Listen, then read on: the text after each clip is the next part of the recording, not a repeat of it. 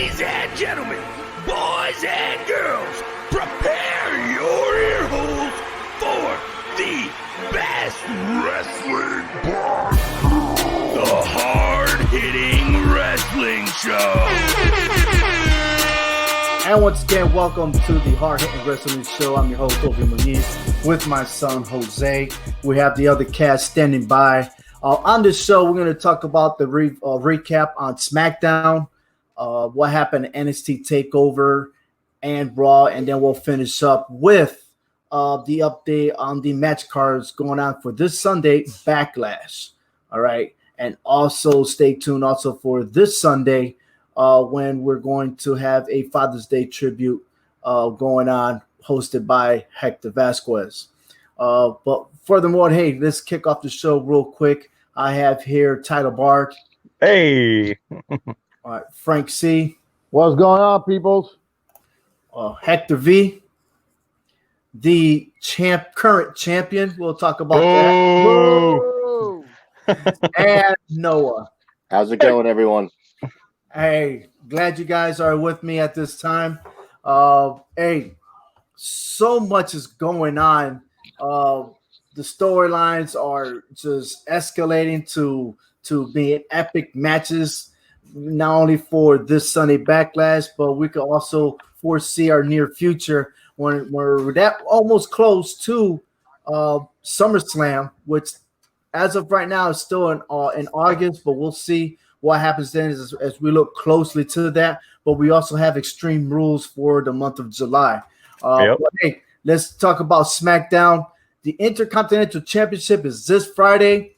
Daniel Bryan versus AJ Styles. Okay, that belt was vacant due to Sami Zayn not being used. All right, so he's not matching. But hey, let's take it back to last Friday when Daniel Bryan and AJ Styles were in the middle of the ring being interviewed by Renee Young. Styles took the bye because it was a smart move on his part. However, Bryan has demonstrated that he has a lot of heart and so much built into the Intercontinental Championship. But AJ Styles called him out saying he is stupid, which is, in my part, I would have said he was stupid too. Why not just go for the bye week and just get this match over with? However, Bryan sees things different. He has, he explained that there's two different versions between what he sees and what AJ sees. And he just called him out saying, hey, he will never defend it to anybody, which Daniel Bryan's goal is to defend it every week. Now, I kind of find it that it's ridiculous to defend it every week because this is not the United States Championship. Yeah, no. This is Hold on. That was one of the greatest runs of the United States Championship when John Cena came out every week and put over these young guys. And by put over, I mean gave them a great match and an opportunity to fight John Cena.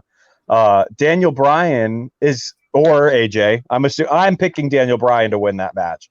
But if Daniel Bryan wins and we have a weekly Intercontinental Championship match, that's awesome. I would love to see that. That's good TV. All right. Let's see, Frank. What do you think? Well, I think it's good because you have right now on Raw, you have Apollo Crews defending it on a weekly basis. He's picking these people. Like, hey, I want this guy, I want that guy. Why not have the same on Raw? I agree. Why on SmackDown? You have Daniel Bryan comes out every single week, say, hey, this is what I'm gonna fight. This is who I want to fight. Or hey, open challenge. Whoever wants to come get it, come take it. Okay. 100%. Noah, what do you think? I have to agree. The open challenge is a great sell for anyone to come and watch. I remember when John Cena did the open challenges, I looked forward to that the most because the biggest question was, who is it going to be tonight? And if they can make that magic again with Daniel Bryan and people can tune into SmackDown and say, I don't know who I'm going to see. It could be an amazing surprise. That's great TV, and that's going to get so many people to want to tune in. And it doesn't matter if it's a regular superstar or a legend who we know isn't going to win. We're still excited to see that legend, and it's always exciting. Everyone's anticipating that music. We want to hear whose music. Exactly. Hector, your thoughts on this? I kind of agree with everybody, but I would like to see it on AJ Styles' side. How he's going to say, you know what, I'll go ahead and defend his title, but then how he finds a way of always trying to walk away with that title. but holding to his word, saying, you know what, I will defend his title. You know, he's not going to have as much honor as Daniel Bryan will, but you know, I'm got AJ Styles, and I'm sticking with that. You know, with that pick, you know, I just think it'll be making more interesting on Friday nights with AJ having that title around his waist. Yeah, just like how my son has his title showing off the cruiserweight here. You know, congratulations to Phantasma. But going back to the Intercontinental Championship, listen, I understand that you guys want to make this relevant, but the only way you make it regiment and prestigious is not only defend it every week. I think that's overrated, to be honest with you. Like I said, this is not the United States Championship when you could defend it every week, which hasn't been done with Andrade being the champion. All right. But I think every week should be the U.S. title, unless you create a title, call it a television title like AEW is doing it. All right. Yeah. But besides that, you know, I think you need to earn it. You know, I think the biggest storyline that we have will go for the actual Universal title, which in my opinion, I think they need to get rid of that name Universal, because Universal to me should be defended in all brands because it's universal. That's the definition of the word. All right. But when you talk about Intercontinental Championship, you're talking about Shawn Michaels versus Razor Ramon. You know, all those people that defended it. They didn't defend it every week. They defended it at every pay-per-view. They defended it to the high stars. If they were there, bam, they matched up and they fought on. You know what I mean? And that's how they should do it. Just let that storyline build up to make it prestigious for the Intercontinental Championship. So I'm not for it every week. All right. If you want to make it prestigious, make this prestigious to when there's a rivalry for the belt. All right. Like the Shawn Michaels Shawn Michaels had the belt. Then you had Triple H. I mean, we could go on and on. There have been 85 superstars and legends that been winners that had the Intercontinental Championship. If AJ Styles wins, he's going to be the 86. Okay. And you look, it's awesome to be called the Intercontinental Championship for a reason, for a prestigious award, not just something that, hey, you know, I'm going to defend it every week. Then it gets tedious. You know, then when you're saying anybody could do it. You know but hasn't the Intercontinental title been more relevant than the WWE title for a very long time? So why not? Back then, yes, it was. And I think right now. I think even right now it still is. It's not, but just because Shinsuke Nakamura held it for so long, he really hardly even defended it. You know what I mean? If you want to take it back to the last superstar, The Miz. All right. The Miz is one of the best of all time. Right. I mean, Daniel Bryan did it, but he had a shortcoming. You know what I mean? Or I don't know. Like I said, I mean, look, defending it every week it's going to get tedious. It's going to get tiring, and I don't think that is the right way to do it. And that's just my opinion. You know, I understand. Yeah, get it. Don't rush it to be prestigious. Develop it. Get it in there. We want to see two highest caliber superstars to go at it for the belt. That's how you make it prestigious. I think the only thing that we've lost is the style.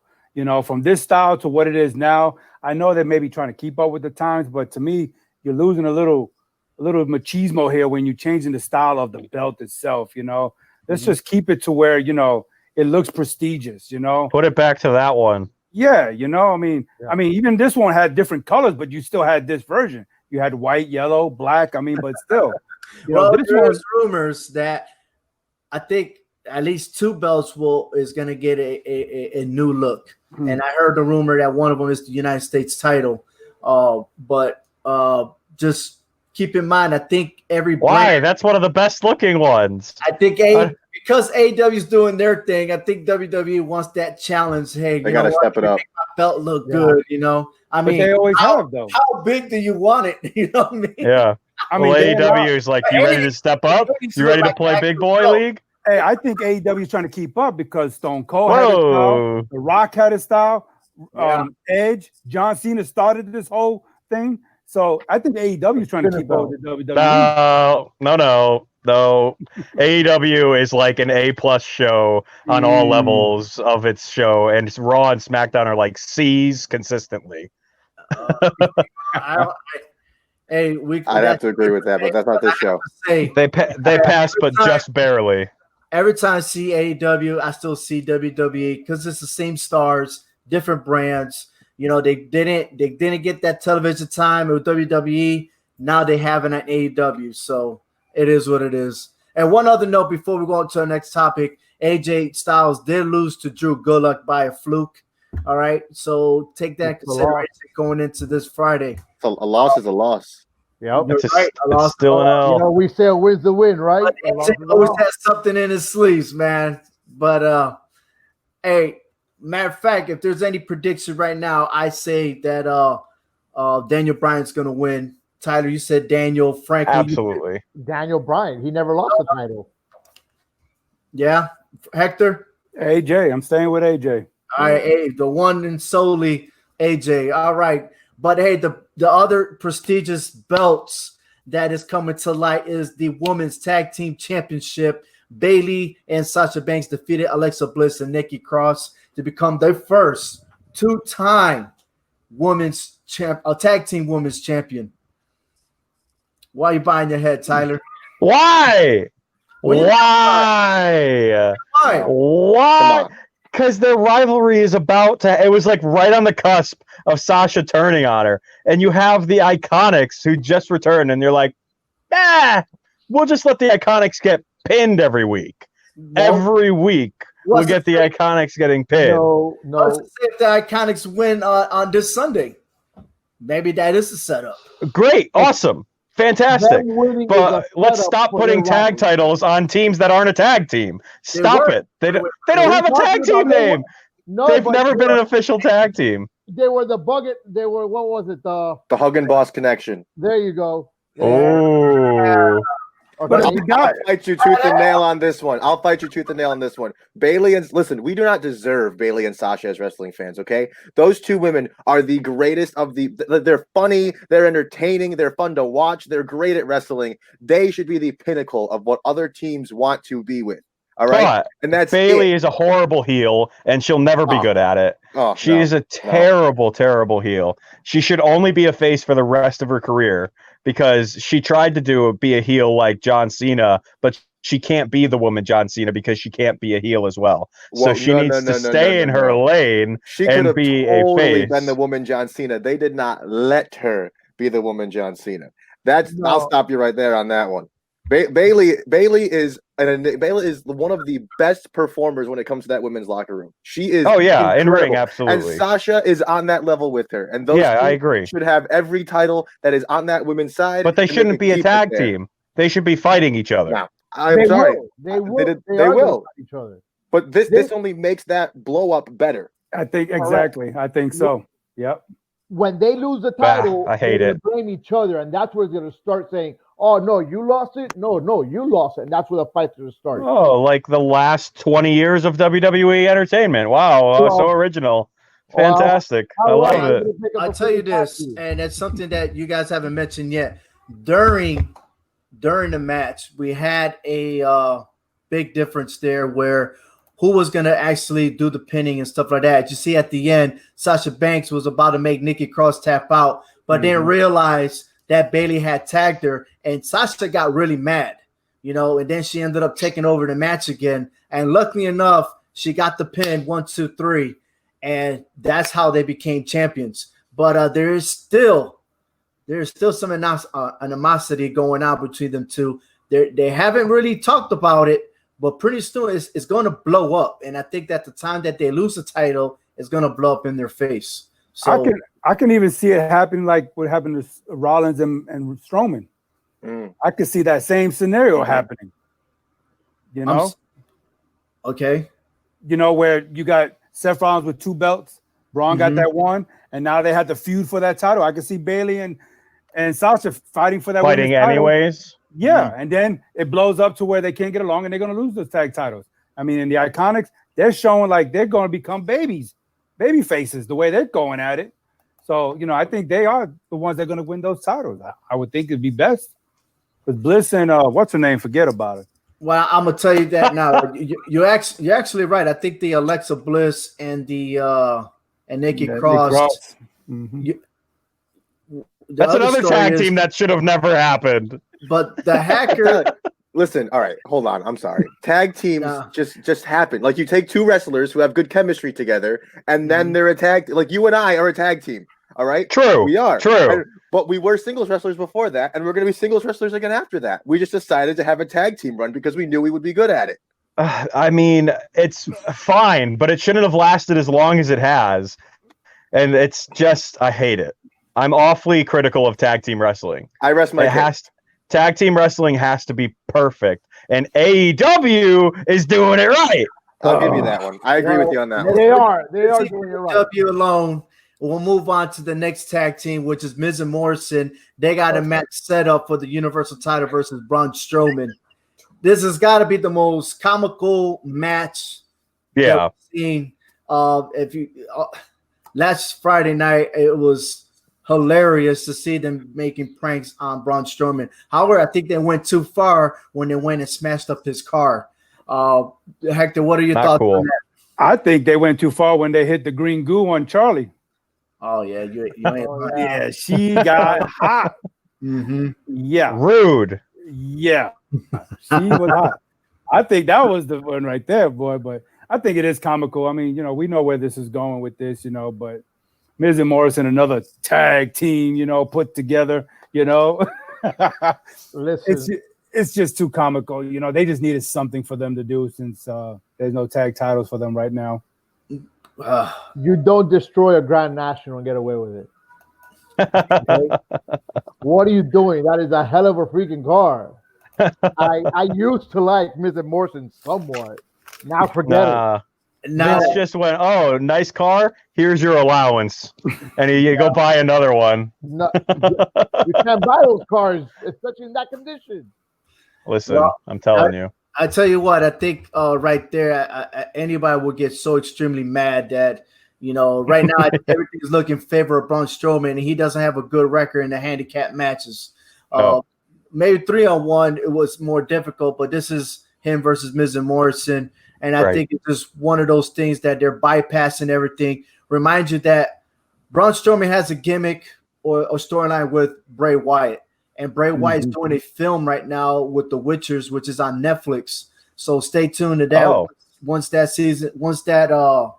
finish filming, it'll be up and running on Netflix soon. So I didn't know that. Wyatt. But as soon as he's finished there, he'll bring back. Remember, The Fiend. The Fiend is targeting Braun Strowman. And Bray Wyatt wants the belt back. So, hey, wait and see for SummerSlam. And that's a SummerSlam event. But, hey, let's move on. Jeff Hardy versus Sheamus. Harsh words that Sheamus did towards Jeff Hardy. He stated, "You are not a man. You're just a junkie." Ooh. And then went on mentioning about his family, saying that they're used to him being a junkie. So that's some strong words, mentioning wives and kids' names and stuff. Brutal. And Brother Nero. That was bad. That was they went a lot, not a little far. They went a lot far with bringing up all that stuff about Hardy. But I mean, it's harsh words, and it's going to be a blood feud for sure. Yeah, I think so. Hey, I just can't wait. This match this Sunday, both of them going at it. It looks like Jeff Hardy is the favor on this. Oh God, yeah. Let's I want to continue if Sheamus want to pull a stunt or two and stuff like that. Maybe disregard the referee and just have a disqualification match or something. But I can see a match that goes longevity. Yeah. Hey, we got a question here from Daniel Hernandez, and he says, questions for you guys. As avid WWE fans, what would it take for other sports fans who watch other major sports leagues to respect the WWE? That's Daniel, easy. I'm going to tell you right now, other sports do respect the WWE. We have UFC, when guys that are finishing their career that want to jump over WWE. You got NBA fans, NBA players that before, like the Milwaukee Bucks, they try to pretend that they're superstars and they wrestle each other before the game. So the NFL? I mean, the NFL is exactly, MLB, Hunter Pence is a massive Daniel Bryan fan. Yes. So when it comes to respect, I think now they do respect them even more. And especially that there haven't been any major sports as of yet. Yeah, it's been a good reprise. what is there to watch but sports entertainment? You got WWE and AEW going at it. So, especially when you got like NFL stars like Gronk going after a wrestling title, you know. So I mean, that's a perfect example. The refrigerator being in a battle royal, going up against Big John Studd. You know, these other sports, you know, athletes, they do, you know, they grow up watching this stuff. They want to be part of it, and some of them are successful at it. I think what people need to remember is that WWE is a scripted sport. It is sports entertainment. It's all put out there, and is it all 100% real? We know it's not. Kayfabe died a long time ago, but it's still athletic. So if you can enjoy it for the sport aspect of it and the athleticism of it and the comedy of it, people watch it to laugh, then great. You just have to not go into it thinking, well, this isn't football, this isn't baseball, this isn't hockey. Like, it's a completely different thing of its own. That's the mindset people have to go into. And I believe that other sports athletes respect the training regimen 100%. that the WWE has, because their training is ungodly difficult. You know, you cannot just be some average Joe going off the street and say, I can do this. Oh yeah, no, you can't. Right. No, you can attest to it, right? Yeah, I was gonna say the big. He did say fans, like other sports fans, so fans of football, and we've all heard it from people we know saying, "Oh, wrestling's fake" and this and that. But the biggest thing that I say to everyone is those wrestlers in there, they're athletes, like they're not just people. Right. And the training to become a wrestler is hard. It is not easy. You can't just walk into it. People literally think they could walk into a wrestling ring and fall, and they're like, "Oh, well, that doesn't hurt because they taught them how to fall that way." It's like you fall 20 feet, you're falling 20 feet. I don't care. Listen, you can't fake gravity. I don't know which wrestler said that. You can't fake gravity. So on that alone, like they're literally putting their bodies on the line. They're tremendous athletes, regardless of anything, and you know that's a massive amount of respect right there. Yeah, right. And if I will, matter of fact, thank you, Daniel, for that question. And I will bring back to season 1 of our show where I did a takeaway about is wrestling fake, because a lot of people, they tried it, and just like you said, Noah. You know, the way they work out, the way they prepare themselves for every match and to get conditioned, it's different than any other major sports. Every sport is hard, you know what I mean? And you try to get adjusted to it. So any sport is hard to train up for, but you know, there are specifics. So yeah, most definitely. And then look at Gronk wanted to be in the WWE. As you see, he had left WWE. He's been released. Yeah, he's gone now. He has a contract with the Tampa Bay Buccaneers. Yeah, well, you know, he wanted to go meet up with his buddy. No. The Tampa Bay Buccaneers is what we're calling them now. Oh, is that what they are? Wow. Hey, wow. If you live in New England, you're damn right, because a lot of people jump ship to be Bay fans. So really? Let them go. Wow. Let them go. I do actually have a funny story if we're talking about other athletes in wrestling. So I don't know if you guys heard, but Gronk obviously had his little stint with WWE, and you know that bump that he took on WrestleMania when he was on top of the little platform. Oh yeah. He fell into a crowd of people. He was I was reading an article and I saw a couple of stories about it. I think it was, I forget who said the story happened. Maybe even Renee or someone like that. But they said that Gronk was actually scared to do that bump, and he didn't want to do it off of the platform because he's never done that before. I mean, he's a football player, right? He's been knocked around by huge dudes, but in terms of falling off of a platform onto other people, that's new. That's new territory. You know, that's scary for anyone who's never done it before. That's a trust issue. Yeah. The story actually went. Vince actually took the bump and which convinced Gronk to do it himself. Oh, and that's not the only time that Vince McMahon has done that. He'll do that a lot. I think he actually jumped off, not off the building, but he jumped up, was it 6 feet? Onto the crash pad, yeah. Right. And he showed them all, hey, don't be scared. And that's why we saw Rey Mysterio and Aleister Black do it. So if you're talking about a leader, that's an actual great leader. Oh, you don't want to do it? Look at me. Woo! Now, if he died, then I'll be like, right. Maybe not. I'll give him those 2 moments. We'll talk about Vince another time. Hey, so Brooke Bailey asked, well, will he be back? Meaning Gronk, will he be back? Yes. Later. He put a stipulation on his release to where he cannot go anywhere until after his football season to come back to the WWE. So again, those are rumors speculating out there, but I'm pretty much sure that, you know, these guys, when they have their releases, there's always some type of stipulation. Ovi, you did the Ric Flair. Woo! All right, I did. I didn't realize. Woo!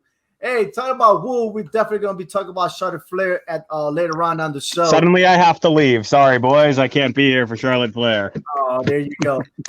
Hey, one other note for SmackDown, we got Baron Corbin. So those of you don't know that Baron Corbin and Elias feud, it will be delayed. Actually, Elias did get injured, and he will be out at least 2 to 4 months. So Baron Corbin had a match with Otis, and again, he got that frustration on the match where he found himself to purposely disqualify himself from the matches. So I am really worried about Baron Corbin right now because he's having that reputation that things are not going his way. Is this a sign that the king is falling? No, it's a sign that he's a spoiled brat. Say again, Frank? It's a sign that he's a spoiled brat. Spoiled brat, okay. No. Baron Corbin's one of the better heels in WWE right now. He's one of the only guys who consistently gets boos when he's supposed to get boos. Because heels in WWE right now in this era get cheered. He is the only heel in WWE who gets consistently booed. So I think he's doing a great job. And the fact that you hate him means he's doing it right. Yeah, you're absolutely right. I mean, if you don't get the reaction from the crowd, then you're not doing your job right. That's something's wrong. I think honestly, I feel bad for Otis because I'm starting to believe that someone like Baron Corbin is going to manipulate him to put that Money in the Bank contract up in a match. Yep. And that Corbin is going to wind up taking it away from him. Yep. It has happened before, hasn't it? It has happened before. So I have a bad feeling that he will be manipulated, and King Corbin is a snake. He can do that. And since now Elias is not around, I'm for it. I can see this happening and him becoming King Money in the Bank and then him cashing it in, going after somebody like Braun Strowman. I'm just saying, I just cannot see Otis holding on to this briefcase. I love that. I'm going to stop you right there. I mean, I got a feeling that, that could be one, but two, no one's ever cashed in on the tag team titles. Ugh. That is still considered a world title, and it's any world title that he wants. Why not bring Tucker back in, cash it in, and win either tag team titles? Now, right now, SmackDown is at a stalemate right now. They're at a halt because no one's mentioning it. But if you look at NXT where Keith Lee was wearing Black Lives Matter, that is a bold statement that he purposely did. And nobody's talking about it, but Jackson Ryder, who made a comment on Twitter, I guess as a fan for President Trump, stir a little bit. And did he make a comment about it? Yeah, about Black Lives Matter. Yeah, you was on all four downs with me. No, that was different. That was different. He didn't say anything about Black Lives Matter. Oh, I said that last week. Oh, yeah. You know what? That was on last week's show with. Okay. I thought you meant he said something different. Oh, okay. Yeah. Well, he made a comment that stirred up the pot with Kevin Owens and Ricochet. Okay. They responded quickly. Yes. And then that forced WWE to make their comment overall in support with Black Lives Matter. Yes. So, yes. Let's see what happens because they were in the front runner to challenge the New Day for the tag team titles. They're not even going to be on TV anymore, Ov. I don't think so either. They're done. To be completely fair, I would have never invested in them regardless. So right. The forgotten sons are really forgotten, is what you're saying. Thank you. This sped up the process. You could forget about it. Hey, speaking about Keith Lee, let's move on to an NXT takeover in your house.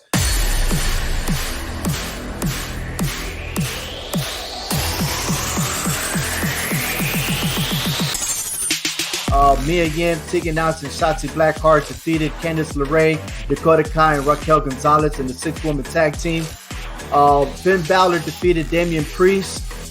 Triple H actually gave a high appraisal to Damian Priest for his performance, even though he lost. Yep. Keith Lee retained the North American Championship by defeating Johnny Gargano. I'm still trying to explain to myself how many headshots could this guy get before he gets a concussion. Adam Cole retains his title over Velvety Dream. So Dream will have no more challenges for the NXT Championship. And Karrion Kross defeated Ciampa in a quick beatdown. Oh, yeah. And in the main event, Io Shirai becomes the new NXT Women's Champion over Charlotte Flair and Rhea Ripley. So I would like to say congratulations to Hector Vasquez. He is the new champion, the hard-hitting champion, and he will defend it again this Sunday at Backlash, which is Thursday evening at 8 o'clock Eastern Time. We will have our prediction show. So congratulations, Hector. Good job. I'm coming for you. Hey, I could be like Daniel Bryan. I wasn't ready. I'm not ready for Backlash. Is it Daniel Bryan? Or you're talking about Santino Moreno? The Santino. There you go. See, but Daniel Bryan, he got broke kicked within a couple of seconds and lost his belt. See, that's how I feel right now. I'm just getting it. And y'all four trying to broke kick me, Yeah, well, that title got to be on the line. And guess who? Jose's waiting for you, man. He was that close as well. But also, Steve from the hashtag SCW Wrestling Channel, he partook in our prediction challenge. And he came in second place. So, hey, if you're watching us, hey, thank you for being in our show, and we hope to do this again. But, hey, let's move forward to the Monday Night Raw, which has happened on Monday night, of course. Randy Orton and Edge. And the question for you guys is it going to be the greatest match ever? And no, I'm already over it. I'm going to start with Frank and work our way around. Frank. No. Sorry, it's not gonna happen. Look, you have the Macho Man versus anyone else. There's so many other matches. You have Undertaker versus Shawn Michaels. That's correct. I mean, that was one of the good matches back-to-back WrestleMania. Exactly. Undertaker again against Triple H. That's correct. So I just don't see that build up for that match. It's they haven't been, how do I put it? Edge has been gone for so long to bring him back and put him at this high of a level where, hey, you're gonna have the best match ever. No, you know what? Sorry, buddy, you've been gone for a long time. It's not gonna happen that way. I mean, he still got a big reaction when he came back for the Royal Rumble. I mean, people still see him as one of the elites. No, so, and everybody loves the RKO. Yeah, I mean, look, Edge is an elite, but he's not at that level. At least I don't feel that way.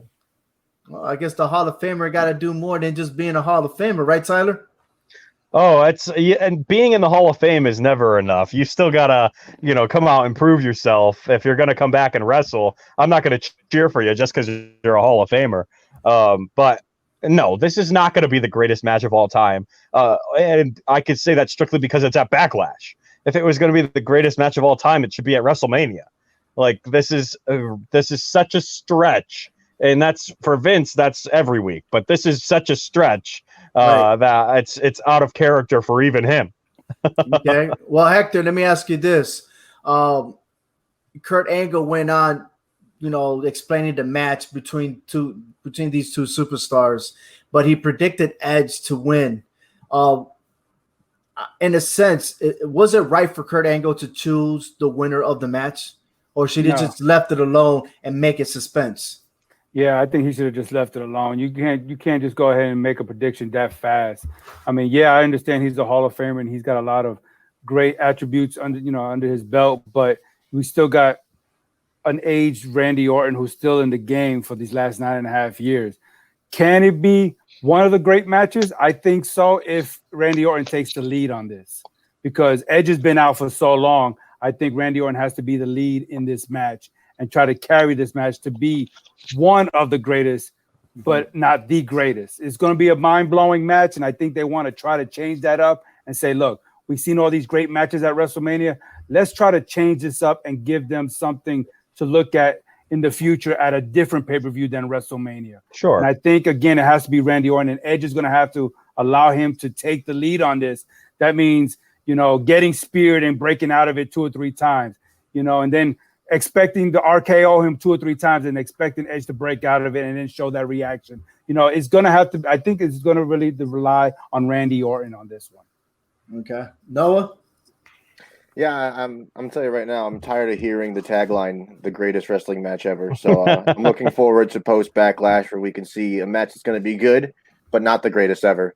And we'll look back on it as being a good match that two good guys had. They're great wrestlers, they're great performers, they're superstars by all stretch of the means.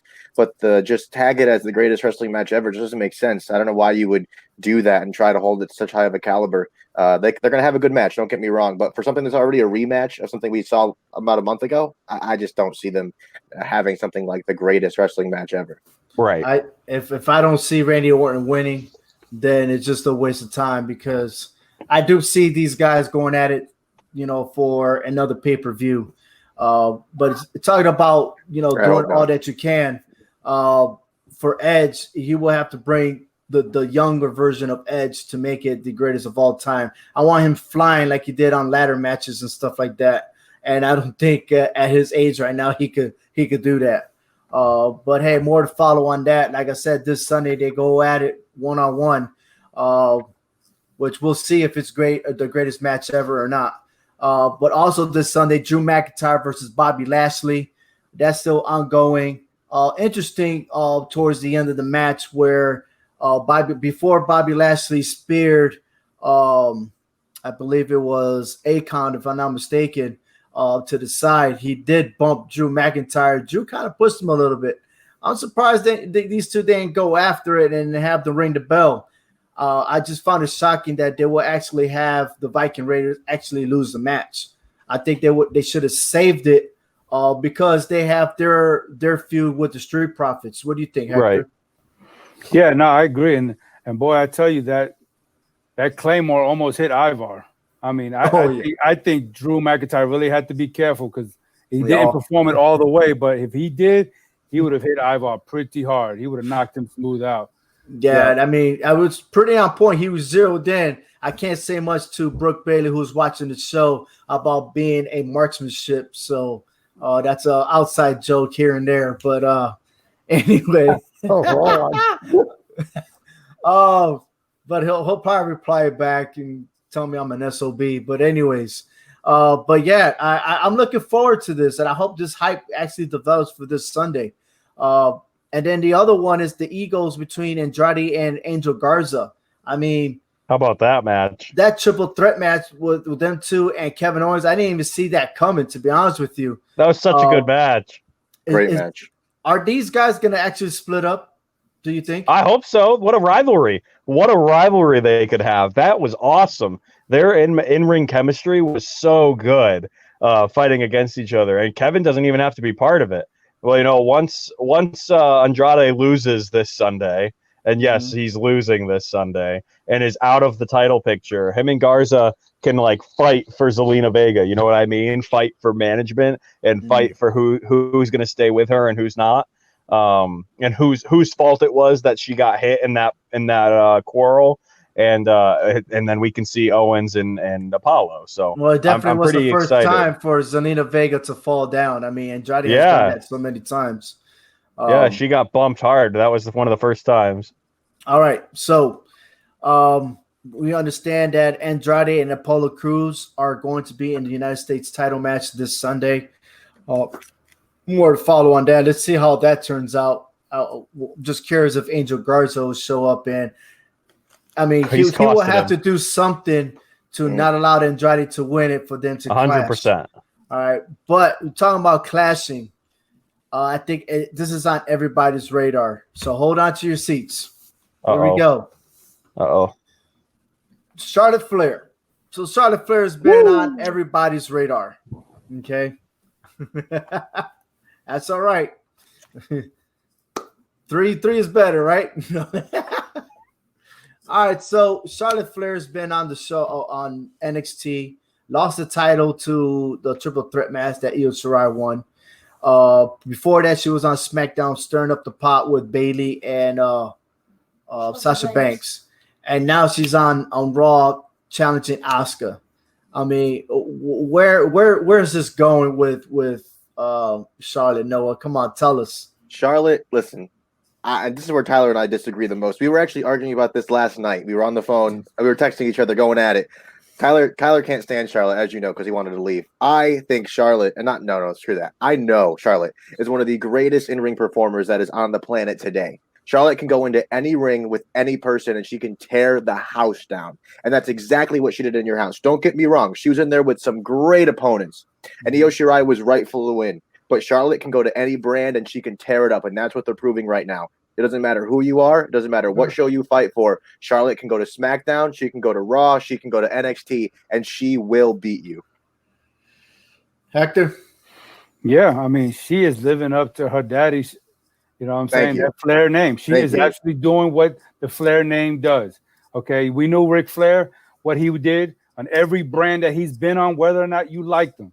But on every brand that he's been on, he's won a title. And Charlotte is doing the same thing. And she even said it Monday night that even though she lost a belt, but she's still more relevant without a belt than these girls are with a belt. Damn right. And what she did in NXT was help elevate the women's division. And I totally agree with her. You may not like her, but she's speaking the truth. And with her on Raw needs a Flair to elevate everything and boost it up. You know what I'm saying? And she's going to be that heel. She'll be that face. She spoke truth to Bayley and Sasha Banks. So that was like the baby face part. But now she's on the heel talking about Oscar. You can't beat me. You see what I'm saying? And I'm going to grab that belt one day, even if I have to take it from you or I have to pry it from Nia Jax. You know what I'm saying? So we're going to see a 16-time women's champion here pretty soon. Damn right. You're damn right. I think it's a big rush. I understand. Look, I see that her number went from 10 to 12. Okay. So I feel like they're trying to rush it to where. Yeah, you think? Holy cow. When that one time you said you were 10-time world champion in the month of October, when you lost to Bayley on SmackDown, then you lose to Becky Lynch the next Monday Night Raw, and then all of a sudden you have an option. You win the Royal Rumble instead of chasing those world championship belts. They're like, nah, I'm going to go to NXT and I'm going to take that belt. Okay. Yeah, you got the experience and everything else. And I mean, I think it would have been a different circumstance if WrestleMania was in Tampa Bay, Rhea Ripley would have won. I believe that would have happened because Rhea Ripley is the next rising star in the women's division. All right. But being that it was condoned, I mean, in Orlando in the Performance Center, they gave it to Charlotte because of ratings or whatever case may be. I don't think it helped because it still didn't beat AEW weekly basis, but it is what it is. But I think they did right. I think, giving up that title for her to move off. But I don't think that she will be in a position right now if Becky Lynch was still at Monday Night Raw. Now, where is Shayna Baszler? Okay, she's waiting. Where is Bianca Belair? Okay, I could go on and list all these females that are in the division that are in Raw. Where are they? Why do we keep seeing Charlotte Flair all the time? You can go ahead and ask Vince McMahon that question. When the purpose is, hey, if you don't give them TV time, how are they going to actually be somebody? Oh, magic. Wow, that was a weird concept you put out there. Hey, I'm speaking the truth, right? Exactly. Yep. I'm just saying. I'm just saying. But anyhow, I think it's overdoing it. All right. I think it's a big push. I mean, correct me if I'm wrong. You're right. I think they're trying to rush the 16-time title for what? She better not be 17-time title. And I'm actually kind of shocked that Noah loves Charlotte as much as he does, because she's just rushing titles like Roman Reigns. Just title. Here you go, title. Here you go, title. It's already, he built his name to be the man. He is the guy. Whoa, don't that the man title. That's big. Yeah. That's big. He is a man. Woo. I mean, unless anything else. I mean, big words. Maybe the face. That's easy. He's the champ. He's not even here. He's not, but you got to respect the man about his health issues and everything else going in. That. To defend against Go ahead. I was going to say, to defend against the Roman thing, And Tyler knows I never liked the Shield. Didn't like Roman and didn't like Dean in the Shield. Seth was the guy from the beginning, and he's still my guy. Charlotte is the big difference because Charlotte is an tremendous in-ring performer, and Roman Reigns bored the hell out of me, and so did Dean Ambrose too. When they were in the Shield together, it put me to sleep. Charlotte Flair tears it up. That's the big difference right there. Charlotte can back it. Charlotte can back it. Okay, but let me ask you this then: should the performance that we saw Monday Night Raw between her and Asuka should have been that way? Should they make her feel more a dominant person? Yeah. Absolutely. I doubt that. Character. They're going with the idea she's the best. But Asuka is also an elite superstar. Mm-hmm. You're talking about a woman that had a winning streak all the way through until WrestleMania, which, in my opinion, she should have never lost to Charlotte. And who'd she lose to? Charlotte Flair. But, okay, yes. Because they want her to be the best. You're absolutely right. But if because of her last name. You're absolutely, I think so. Asuka's better than that. That's what I'm trying to put out there. Asuka is better. You know, that she was getting a beating like it was Karrion Kross against Ciampa. No one knows how much I don't like Asuka or Charlotte Flair, and I would rather have Asuka over Charlotte Flair. Look at that WrestleMania match. Compare that match to what happened on Monday Night Raw. You see the big difference. You know, ain't no way in hell Asuka will receive that beating. She always have a counterattack to every. She may lose, don't get me wrong, but she is prestigious enough to counterattack any type of move. And she did that at WrestleMania, and she didn't do it on Monday Night Raw. Well, you get those situations because John Cena was the same way with Brock Lesnar. I mean, there was that one moment where Brock Lesnar dominated him throughout the whole match. And then you had those times where John Cena had to SummerSlam. Had to pull the tricks out to do what he had to do to beat him. Shane. Yeah, I mean, you have to do what you got to do. But I think they are building Flair to be the best woman there is out there. You know, building. One more thing, I'm glad that you mentioned that, Hector. And Noah, I'm glad that everybody, you guys got valid points. But the one thing I'm going to tell you, the woman's evolution started with 4. 4, not 1. 4. Okay? Yeah, but what did they call them? Bailey. Okay. Charlotte Flair, and lastly, Becky Lynch. Okay. And Becky Lynch, out of the 4, skyrocketed up. And she still would be up there if it wasn't for her pregnancy. All right. But now we're down to 3. And now Sasha Banks looks like she's slipping down because now you have Bailey on one side, Charlotte on another. And Bailey's beating Charlotte. Okay. So, but we all know who the creator of the women's revolution was. It was Paige, and no one can argue that point. No. 100%. The creator was Stephanie McMahon. Okay. Oh, we're talking about scratch. We're talking about her taking ownership and building that foundation to get the team that was there. I'm just being real. We got technical.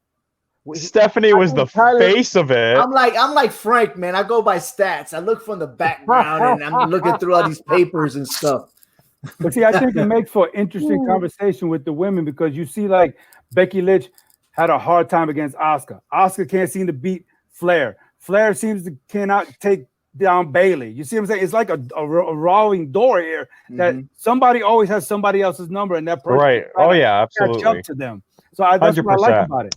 You know, I mean, and Flair's just in the middle of all this. You know, I think. Funnily enough, they're called the 4 Horsewomen because they have to reenact history and make Ric Flair's daughter be the star all the time. Well, I tell you what, I wish that the 4 will be together and sort of dominate in the wrestling program. Why not? I'm down for it, but it's not going to happen because all 4 of them have their egos, you know. And I'm just curious how that would actually develop. Will they wait all the way till when Becky Lynch comes back? You know what I mean? I mean, we don't even know if she's going to come back. No, that's another thing. I read. You never know what can happen in the pregnancy. I'm telling you, you never know. You're right. But I hope she does. She has plans to come back. Her intention is to return. Correct. Right. Her intention is to return. And I'll say this. Oh, sorry. Go ahead. I know you weren't done. And she will go. You're gonna see that fight between her and Baszler, because notice how Baszler ran her mouth when everything happened. It just left it wide open for that. Yeah, I mean, she can still she doesn't have to disappear and then have that going. You know what I mean? Like she can still. Shayna Baszler needs to make a presence, and she's the only one that puts Charlotte in check. You know, because I still Flair cannot handle Shayna. She's never wrestled that type of caliber star yet. Okay, and I'm still waiting for Bianca Belair. Where these females at to come back and make a statement, because they will slow down Charlotte Flair. I hope so. It's Vince McMahon. What is your opinion on this? Let us know. Leave your comments here on Facebook or on YouTube. Also, you can check out our blogs at hhwshow.com.